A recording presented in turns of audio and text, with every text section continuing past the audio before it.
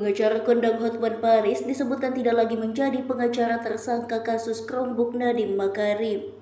Dodies Abdul Khair, pengacara Nadiem, mengungkap alasan Hotman tak lagi mendampingi ex-Mendikbudristek itu lantaran kesibukan atas kasus lain di luar kasus korupsi yang menjerat Nadiem. Pertimbangan keluarga itu, kata Dodi, membuat sidang pembelaan di tahap penuntutan nanti Nadiem akan bersama pengacara baru. Pihak keluarga telah menunjuk Ari Yusuf Amir untuk membela Nadiem Makarim di proses persidangan mendatang. Ari Yusuf Amir adalah mantan kuasa hukum Thomas Trikasi Lembong di kasus impor gula kristal mentah pada Juli 2025 kemarin, yang kemudian berakhir bebas karena mendapat abolisi atau penghapusan atas seluruh putusan pengadilan oleh Presiden Prabowo Subianto. Pemberian kuasa oleh keluarga Nadiem sudah diterima timnya sejak 17 November 2025 kemarin.